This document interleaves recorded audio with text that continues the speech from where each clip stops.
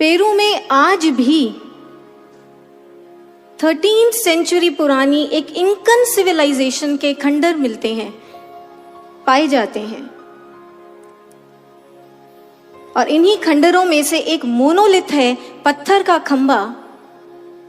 साल में एक बार 21 जून को जब सूर्य की डायरेक्ट किरणें इस मोनोलिथ पर गिरती हैं, इस पत्थर के खंबे पर डायरेक्टली गिरती हैं, तो उसके जो सामने एक रॉक है, उस पर शेर के आकार की एक बड़ी सी शैडो उभर कर आती है। और कहा जाता है कि जो प्राचीन इनकन निवासी थे, वो इस प्रतिछाया, इस शैडो के उभरते ही ढोल नगाड़े बजाकर सूर्य की इन किरणों का स्वागत किया करते थे, इस नवभोर का स्वागत किया करते थे। और एक दूसरे से पूछा करते थे, Have you awakened your Puma? Puma means consciousness. Have you awakened your consciousness? क्या आपने अपनी चेतना को जागृत कर लिया है? भाइयों और बहनों, ये एक छोटी सी प्राचीन प्रथा है, लेकिन हम सबको नवभोर का एक फंडामेंटल फॉर्मूला देती है। नई सुबह वही है जहां अंतर चेतना का, सामूहिक रूप से कलेक्टिव कॉन्शियसनेस का जागरण हो। और इसी नवभोर, इसी नई सुबह का, इसी नवयुग का दिव्य विजन जिस महायोगी ने, युग पुरुष ने हमारे इस वर्तमान युग के लिए देखा, वो है हम सबके हृदयों के स्वामी, हमारे दिव्य गुरुदेव हिज होलीनेस श्री आशुतोष महाराज जी।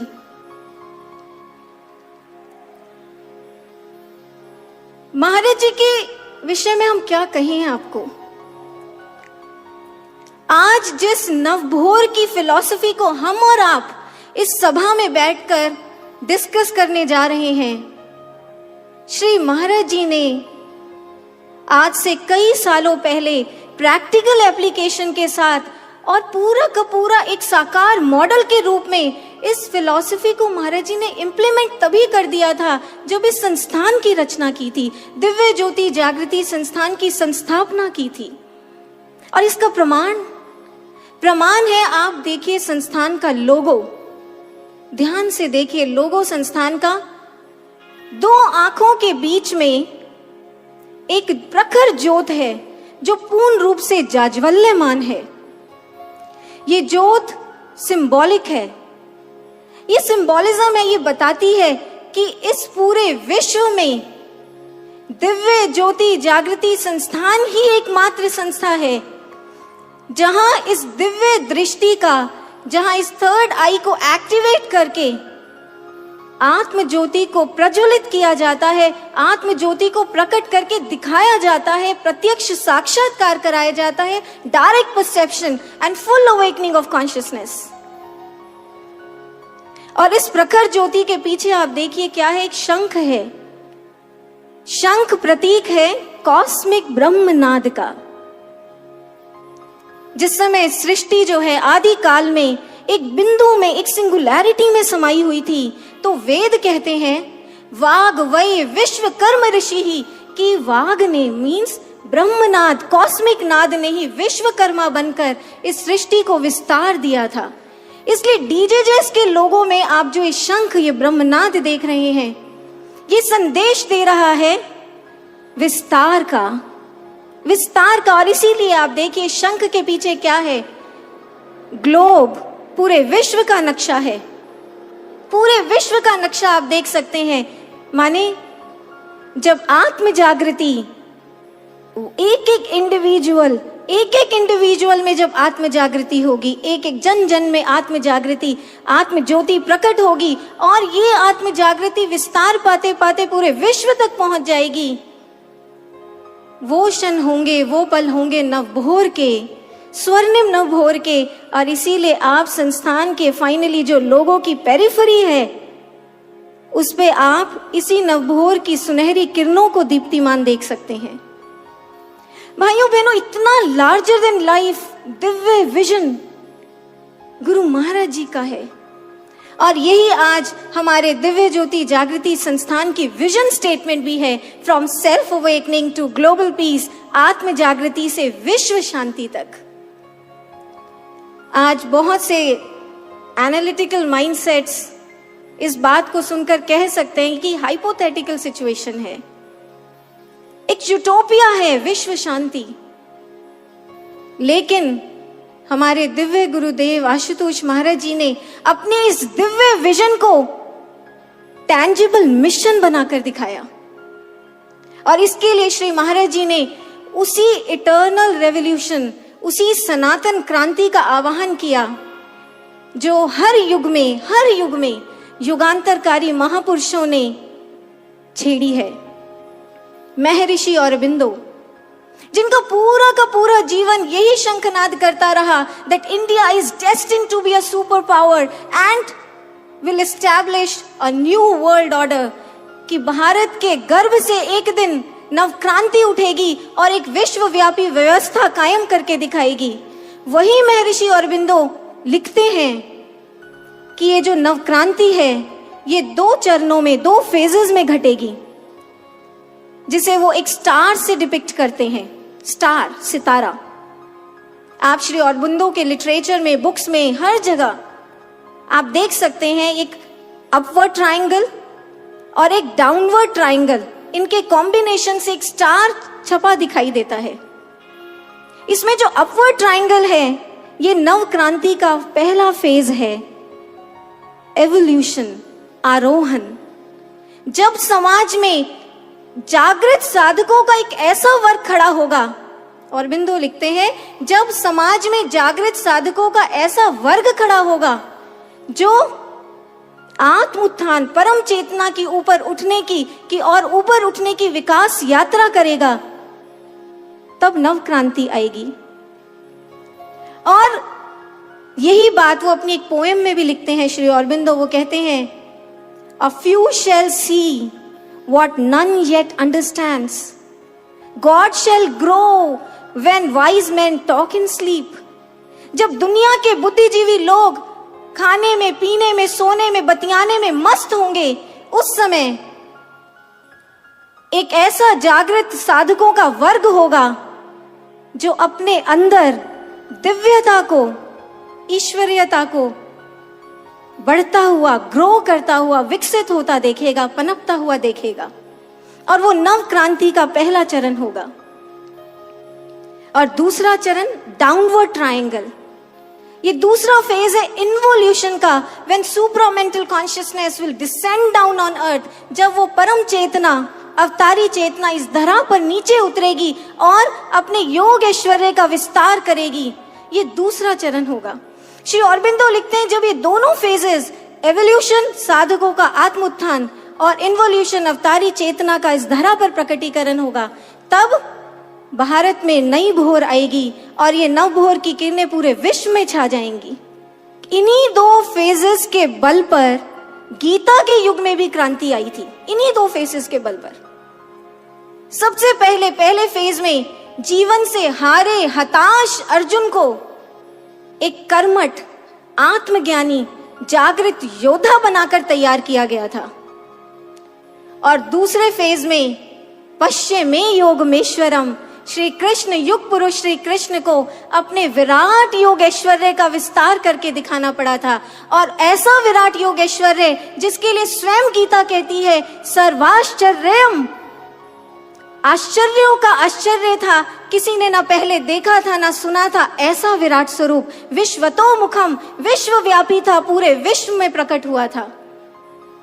और जब ये दोनों घटनाएं घटी थी तो गीता अंत में स्वयं ये बात स्वीकार करती है, उद्घोष करती है। गीता कहती है, यत्र योगेश्वरः कृष्णो यत्र पार्थो धनुर्धरः, जहां श्री कृष्ण जैसे योगेश्वर जगत गुरु हैं और जहां पर अर्जुन जैसा धनुर्धारी कर्मठ योद्धा है, तत्र श्री विजयो, वहीं श्री है, वहीं विजय है। गुरु भाइयों और बहनों, आज यही विजय नाद दिव्य ज्योति जागृति संस्थान की भी नियति है। क्यों? क्योंकि दिव्य ज्योति जागृति संस्थान की विकास यात्रा में भी हम अपनी आंखों के सामने इन्हीं दो चरणों को मूर्तिमान होता देख रहे हैं, घटता देख रहे हैं। श्री महाराज जी का भी दिव्य वचन है, निश्चय ही तुम सबका पुत्रत्व प्रमाणित होगा और गुरुवर की प्रखर चेतना से नवयुग अनुप्राणित होगा। दोनों फेजेस हैं। पहले फेज में क्या है?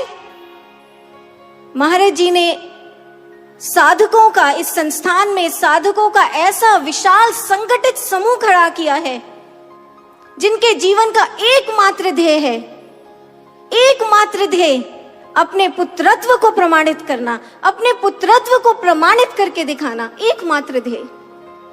ऋग्वेद के ऋषि बताते हैं कि जो युग पिता है उसके पुत्र पुत्रियां, उसके बेटे बेटियां होते कैसे हैं? ऋग्वेद के ऋषि कहते हैं अंगिरसः पुत्रासः, युग पुरुष के बेटे बेटियां अंगिरस के समान होते हैं। अंगिरस माने अंगारों के समान तेजस्वी, प्रखर, कर्मठ सेनानी, और रस के समान सरस सरल साधक। और ये उपकार है गुरु महाराज जी का, श्री आशुतोष महाराज जी का इस समाज पर, कि उन्होंने ऐसे ही कर्मठ और ऐसे ही अंगिरस साधक सेनानी, आत्म जागृत सन्यासी और वॉलंटियर्स इस समाज को दिए हैं। ये उपकार है हमारे गुरुदेव का इस समाज पर। और इसका प्रमाण है हमारे, आप देखिए, social projects, powerful social projects. मैं आज सिर्फ दो के बारे में प्रिसाइजली कहना चाहूंगी। एक है संरक्षण, नेचर कंजर्वेशन प्रोग्राम। आज जहां एयर क्वालिटी इंडेक्स को लेकर, पोल्यूशन ग्राफ को लेकर समाज हैरान परेशान है, वहां दिव्य ज्योति जागृति संस्थान के साधक सेनानियों ने इकट्ठे होकर इस बार ऐसी विलक्षण दिवाली मनाई। 80,000 मिट्टी के दिए जलाकर, 80,000 earthen pots, can you imagine, 80,000 earthen pots, Diwali ऐसी मनाई। ऐसा pollution free, eco friendly model इस समाज को दिया है जो पूरे विश्व के लिए दर्शनीय है। संस्थान के किसी खेत में, इनफैक्ट संस्थान से जुड़े जो हजारों किसान हैं, उनमें से किसी के खेत में कभी पराली नहीं जलाई जाती है। और हम तो आसपास के जितने रीजन है, ये पूरा, इसमें जितने किसान हैं उनको भी समझाते हैं कि कैसे वो पराली को एक इफेक्टिव माइक्रो न्यूट्रिएंट, एक वाटर कंजर्वेशन टूल की तरह रिसोर्सफुली यूज कर सकते हैं। एक दूसरा प्रोग्राम है Kamadhenu. Kamadhenu is Indian cow breed improvement and conservation program. एक तरह से रिसर्च एंड डेवलपमेंट सेंटर्स है हमारी कामधेनु गौशालाएं। इन कामधेनु गौशालाओं में जो गायें हैं, उनकी जो इंडिजिनियस ब्रीड्स हैं, देसी नस्लें हैं, उनको इतने सांस्कृतिक और इतने साइंटिफिक ढंग से एक संरक्षित और संवर्धित किया जा रहा है भाइयों बहनों। ईटीटी टेक्नोलॉजी, एडवांस टेक्नोलॉजी है, embryonic transplantation technology, advance semen station स्थापित करके पेडिग्री रिकॉर्ड्स बनाए जा रहे हैं कंप्यूटराइज्ड। इन सब के द्वारा इतना प्रभावशाली ढंग से संरक्षण और संवर्धन हो रहा है कि सेंट्रल गवर्नमेंट ने हमारी कामधेनु गौशाला को पूरे नॉर्दर्न रीजन में बेस्ट गौशाला का अवार्ड दिया। और ऐसे एक दो प्रोजेक्ट्स नहीं है भाइयों बहनों, 9 सोशल प्रोजेक्ट्स, और हर प्रोजेक्ट में भव्य कीर्तिमान स्थापित किए जा रहे हैं, भव्य कीर्तिमान। आज हम जब किसी कॉन्फ्रेंस या सेमिनार में जाते हैं तो जो बाकी डेलीगेट्स हैं, जो और ऑर्गेनाइजेशंस के आते हैं, वो थियोरेटिकल डिबेट्स करते हैं। बहुतों के लिए समाज सेवा एक फोटो अपॉर्चुनिटी है, लेकिन वहीं जब संस्थान के रिप्रेजेंटेटिव्स हैं, वो ग्रास रूट लेवल पर यहाँ जो काम हो रहा है संस्थान में, जो एक्टिविटीज हो रही है संस्थान में, उनकी स्टैटिस्टिक्स, उनके स्टैगरिंग स्टैटिस्टिक्स की भाषा बोलते हैं। ये सब क्या है?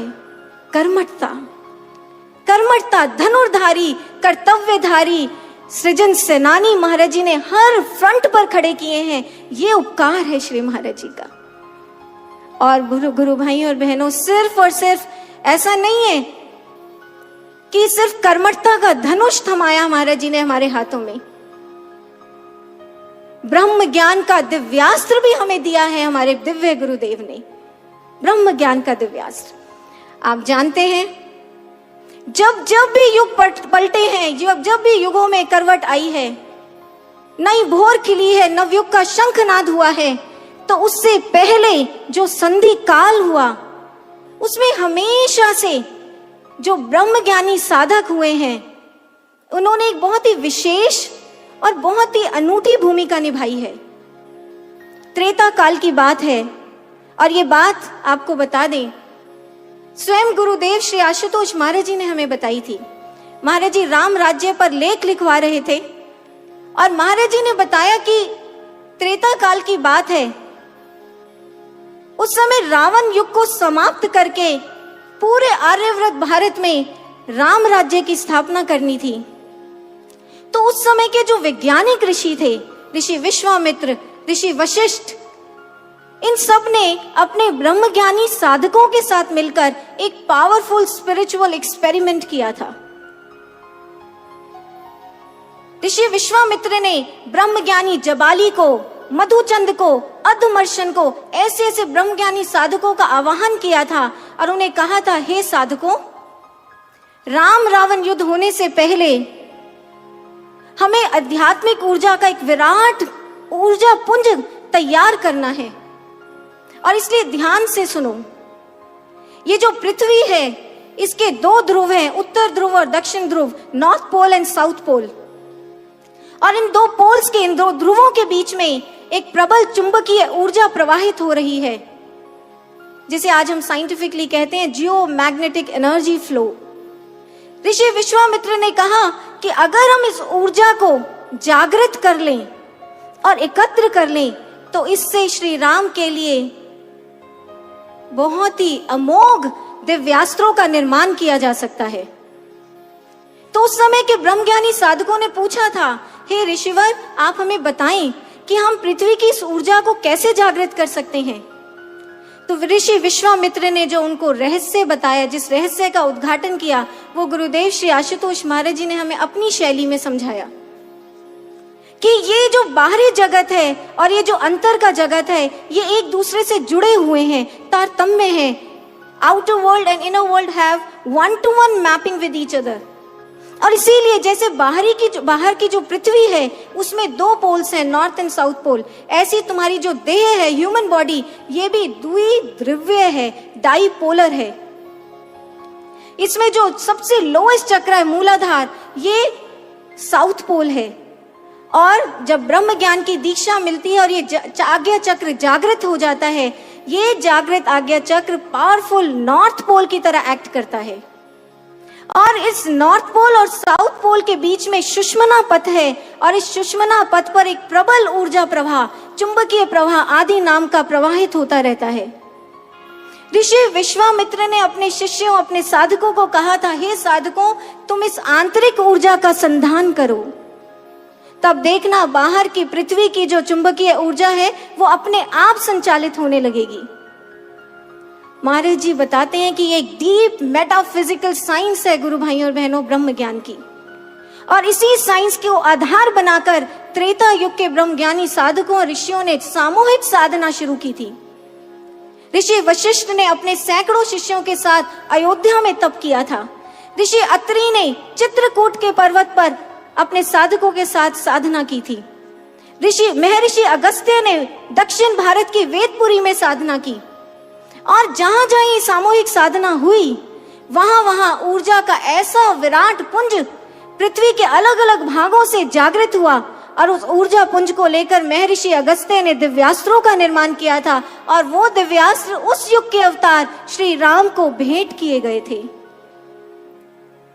गुरु भाइयों और बहनों, आज यही भेंट हमें भी इस युग के अवतार, इस युग के दृष्टा गुरुदेव श्री आशुतोष महाराज जी को करनी है।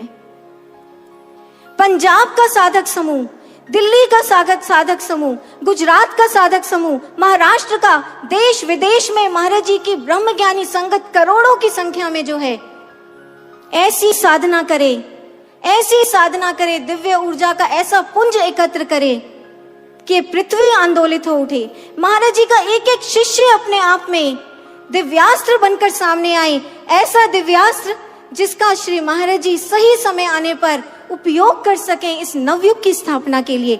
यही नवभोर का प्रथम फेज, फर्स्ट फेज, पहला चरण होगा। दूसरा चरण योग ऐश्वर्य का प्रकटीकरण। स्वामी विवेकानंद ने एक बहुत गहरी और मार्मिक बात कही है। विवेकानंद जी कहते हैं कि देखिए, एक होता है वेजिटेबल क्रिएशन, जिसमें फल, फूल, पौधे ये सब आते हैं। दूसरा होता है एनिमल क्रिएशन, जिसमें जीव, जंतु, पशु होते हैं। विवेकानंद कहते हैं कि इन दो क्रिएशन के बीच में एक पॉइंट होता है जिस पर ऐसे जीव खड़े होते हैं जिनको देखकर आप ये नहीं बता पाते कि ये एनिमल है या वेजिटेबल है। क्यों? क्योंकि उनमें पौधों और पशुओं दोनों के गुण एक साथ पाए जाते हैं। स्वामी विवेकानंद कहते हैं ऐसे ही एक ये लोक है इंसानों का लोक, और एक वो लोक है भगवान का परलोक। और इस लोक और उस परलोक के बीच में भी एक ऐसा पॉइंट है जहां ऐसी गुरु सत्ता, ऐसी सत्ता, परम सत्ता, गुरु सत्ता खड़ी होती है जिसे देखकर आप ये नहीं बता पाते कि ये इंसान है या भगवान है। क्यों? क्योंकि वो मानव चोले में होकर भी भगवान लगती है, और वो भगवान होकर भी इंसानों जैसे कर्म करती है। इसलिए आप दुविधा में होते हैं, ये इंसान है या भगवान है। लेकिन गुरु भाइयों और बहनों, ध्यान दें, जब जब भी नवयुग का शंखनाद हुआ है, उससे पहले ये दुविधा नहीं रहती कि ये इंसान है या भगवान है। क्यों? क्योंकि तब ये गुरु सत्ता, ये युग पुरुष अपने संपूर्ण वैभव, अपने संपूर्ण विराट योगेश्वर्य को इस समाज के सामने प्रकट करता है। अपनी प्रभुता का, अपनी ईश्वरीयता का, भगवतता का, अपनी चरम दिव्यता का प्रदर्शन नहीं, प्रकटीकरण करता है। ये एक इंडिस्पेंसेबल लॉ है, एक अवश्यंभावी घटना है जो हर बार युग परिवर्तन से पहले, युगांतरकारी परिवर्तनों से पहले घटी है। योग ऐश्वर्य का प्रकटीकरण। एस्ट्रोलॉजी, ज्योतिष विज्ञान के जो तत्वज्ञानी आचार्य हुए हैं, हम हर किसी ज्योतिषी की बात नहीं करते, जो ज्योतिष विज्ञान के तत्वज्ञानी आचार्य हुए हैं, उन्होंने भी यही गूढ़ सूत्र उन्होंने बताया है कि नवयुग के एस्ट्रोलॉजिकल साइंस क्या होंगे, ज्योतिषीय लक्षण क्या होंगे।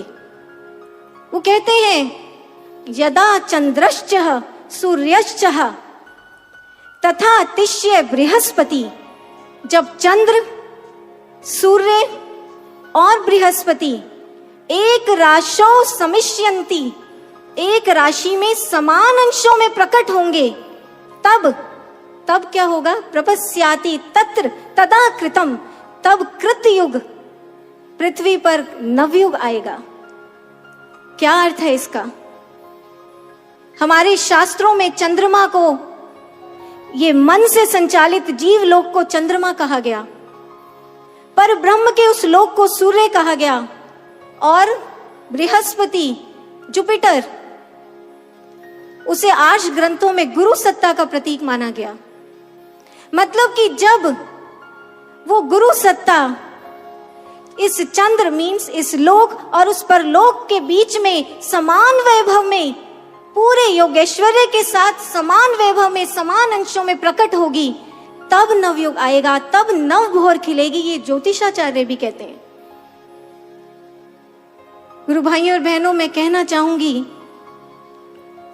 हमारे दिव्य गुरुदेव, दिव्य ज्योति जागृति संस्थान के संस्थापक एवं संचालक दिव्य गुरुदेव श्री आशुतोष महाराज जी की दिव्य समाधि भी इसी वैभवशाली प्रकटीकरण की आहट है। आज समाज हमसे पूछता है कि आपके गुरु महाराज जी समाधि में क्यों चले गए।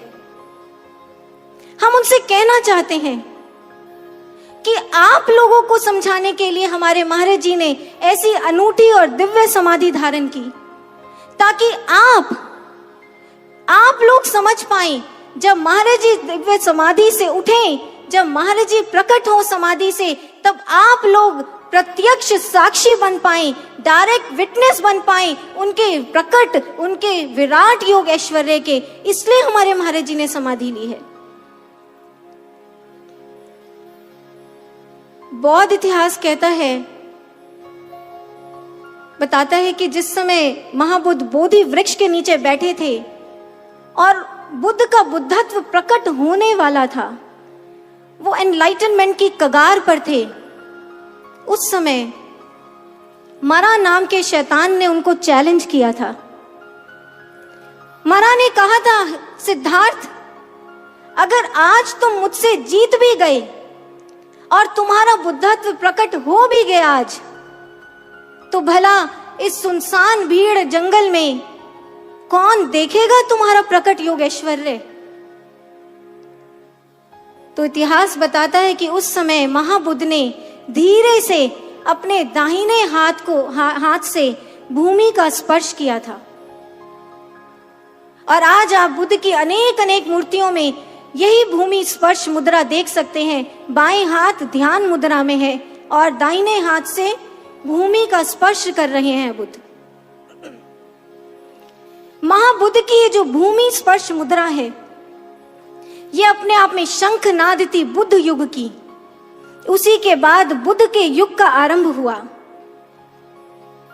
और ऐसा क्यों हुआ? क्योंकि इतिहास बताता है जिस समय महाबुद्ध ने भूमि का स्पर्श किया तो तभी सारी भूमि, संपूर्ण धरा गरज उठी थी और उसने कहा था, मैं बनूंगी बुद्ध के बुद्धत्व की साक्षी, मैं दूंगी गवाही संसार को बुद्ध के विराट योग ऐश्वर्य की। गुरु भाइयों और बहनों, हर बार यही होता आया है और इस बार भी यही होगा। जब हमारे दिव्य गुरुदेव, इस युग के दृष्टा महायोगी अपनी समाधि से उठेंगे तो ये संपूर्ण पृथ्वी साक्षी बनेगी उनकी परम दिव्यता की। इस ब्रह्मांड में मैं कहना चाहूंगी, इस विश्व के अंतिम कगार तक जो मानव समाज है वो गवाही देगा श्री महाराज जी के प्रकट योग ऐश्वर्य की। और तब नवभोर आएगा। श्री महाराज जी की सत्ता को और महाराज जी के सुप्रीम सॉवरेन ब्रह्म ज्ञान की साइंस को ये समाज शत नमन करके स्वीकार करेगा। वही होगी नवभोर। तभी बदलेगा युग और एक नई सुबह में प्रवेश करेगा। अंत में यही कहना चाहूंगी कि जहां श्री आशुतोष महाराज जी के कर्मठ ब्रह्म ज्ञानी जागृत शिष्य हैं, विराट संगठित समूह है शिष्यों का, और जहां योगेश्वरी के साक्षात स्वामी श्री आशुतोष हैं, तत्र श्री विजयो, उसी दिव्य ज्योति जागृति संस्थान में श्री है, वहीं विजय है और उसी संस्थान के गर्भ में नवयुग का सूरज है। बोलिए श्री सद्गुरुदेव भगवान की जय, सच्चे दरबार की जय।